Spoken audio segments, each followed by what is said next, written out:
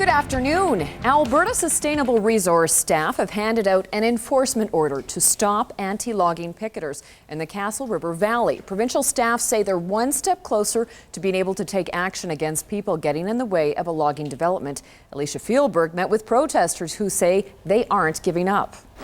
Logging equipment still sits covered in snow as picketers against logging in the Castle River Valley stand their ground for the 16th day in a row. We think that, we have the right to be here, and we certainly are trying to make a point that this forest is far more valuable standing than it would be cut down. Protesters say they aren't losing hope despite pressure from the provincial government to leave the area. Every day this week, more than a dozen officials from Sustainable Resources, Spray Lake Sawmill, and the RCMP have been visiting the site. When they fire up the logging machines, protesters block the path. And they were waving it around and snapping it at us over our heads. I have never been more scared in my life, and I was again determined not to move.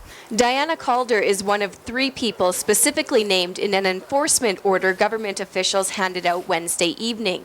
Calder says the order is just a threat. Although they've given us lots of pieces of paper, they haven't actually stopped us yet.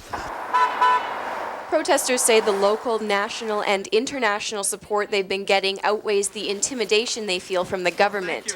They say it's worth the trouble to stand up for their beliefs. We're on the side of the trees. We're on the side of the people. We're on the side of the grizzly bears and the trout and the recreationists and the small business owners that have wilderness-based businesses.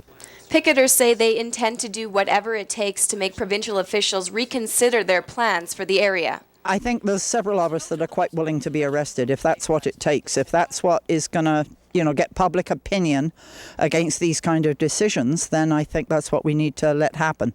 Alberta Sustainable Resources staff have posted separate documents on 3 occasions, letting people know that they're trespassing and need to get off this land.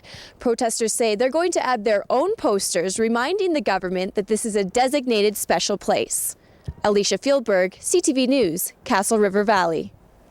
Protesters say the province named Castle Region a special place in 1988.